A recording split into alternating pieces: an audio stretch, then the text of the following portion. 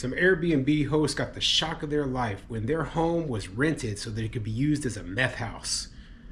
I'm Tony, and this is Real Estate Investing and Landlord News.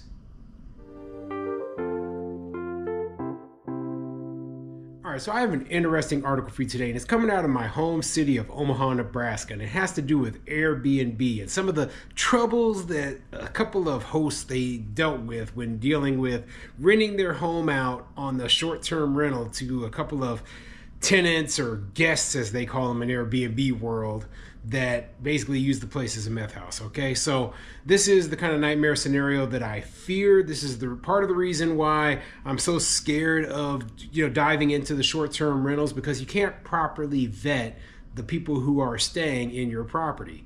Okay, when you are a long-term rental landlord like myself, they give you all of their information beforehand. Now, that doesn't mean that you're necessarily going to have a good tenant. That doesn't mean that the tenant isn't going to cook meth in my property. But what it does mean is that I have better odds. And that's what it's all about, okay? It's about having the best odds possible to make sure that the people staying in your house, they aren't criminals, they are going to pay you, and that they're going to leave when you need them to leave.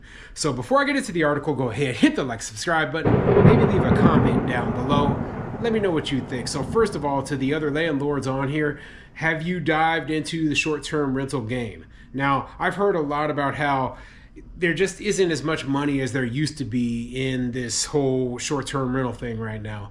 And I'm just curious if people are still interested in it. Me personally, I thought about it for a long time, and I finally just came to the conclusion that, you know what, I don't want to deal with it. I don't want to deal with constant tenant turnover. I don't want to have to deal with having to have the place furnished, having to pay all of the bills, utilities, everything, and having the extra wear and tear. I don't want to run a hotel. That's what I'm trying to say. I don't want to be a hotel operator. I'm a landlord.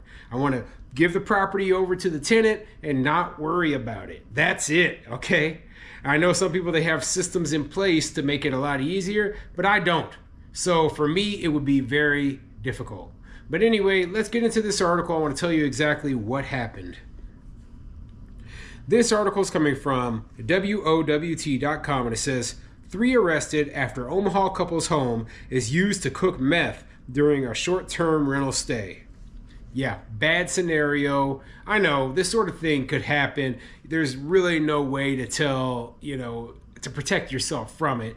It's just luck of the draw. But you know what? It seems like to me that there are a lot of bad situations that are happening to short-term rental owners. Okay, so anyway, let me get into the article.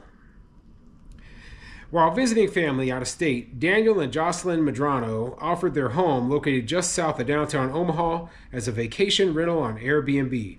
For about 2 years, the couple has rented their house to help pay for travel costs during the holiday season. During their stay in Florida, they received a booking they couldn't pass up. Probably one of the best bookings we have ever got, an 11-day stay, said Daniel. We were super excited because that right there paid for our trip to Florida.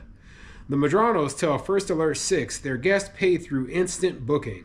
They say communication was difficult throughout the process, and on the second day of his stay, the man finally showed up on property.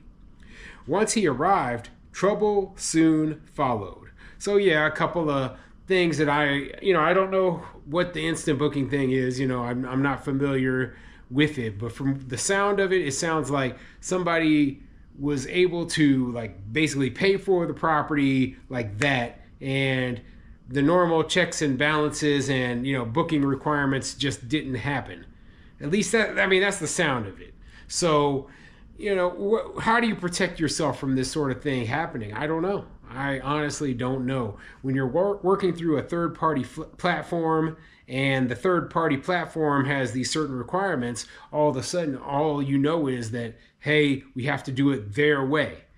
And hopefully they take some sort of the responsibility for getting all the repairs that were done to these people's property. Okay, so who knows what's going to happen. Utility fans, cooking pots, and other objects brought right through the front door. The original, we called him the original guy, he came and he brought 4 bags of white powder, said Daniel. They were heavy. The guy was carrying the big bags of powder. I think they were at least 50 pounds, and he started storing them in our house. The Madranos hoped for a house party, but their worst fear became a reality. Daniel says neighbors began reaching out, asking about the situation, prompting the couple to contact authorities a few times. Eventually, Jocelyn submitted a tip through Crime Stoppers. A detective with Omaha police reached out and quickly got to work. After the couple gave their blessing, OPD set up surveillance outside.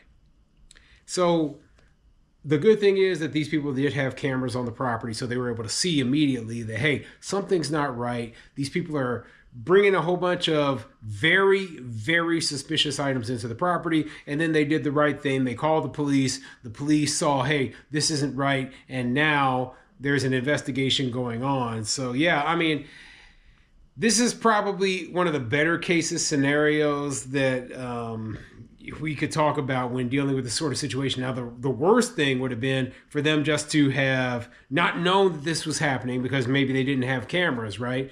And they're sitting down in Florida right now, so they're going to, maybe call in a regular cleaning person to come in there, and that person could get, meth on them, and then, or the person could see the place is completely trashed, and you have no recourse, essentially. You have no way to tell who did it or what exactly happened. So, yeah, I mean, at least if nothing else in this whole very negative situation, they were able to figure out who caused the problem and get that person arrested.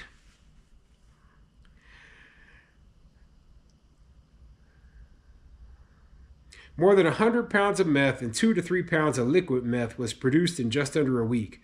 A total of 3 men were arrested, held on $500,000 bonds, and charged with meth possession. The Madranos were relieved when the suspects were arrested, and OPD was thankful to get those drugs off the street. But unfortunately, their nightmare wasn't over. The house was trashed. Chemical dust was left all over the house, the inside covered in a strong smell of ammonia, and shards of meth stuck in the carpet where their 2 children play. They used our bedroom as the drying room. Same with my daughter's room. They would dry the crystal meth there, said Daniel. They cook the crystal meth in our kitchen and then use our bedroom for drying. The couple says their house is unlivable and requires a deep clean, leaving them with a massive cleaning bill. Our first preliminary estimate they gave us, without replacing furniture, without replacing paint or anything, would be over $26,000, said Jocelyn. Wow. So yeah, obviously meth is not very cheap to clean up, okay? It is extremely expensive, but it's what you have to do. Now, man, I don't know if their homeowner's insurance is going to cover any of this expense. I don't know if Airbnb is going to cover any of this expense, or if they're just going to have to take the hit and then pay for the entire thing out of pocket. But who knows?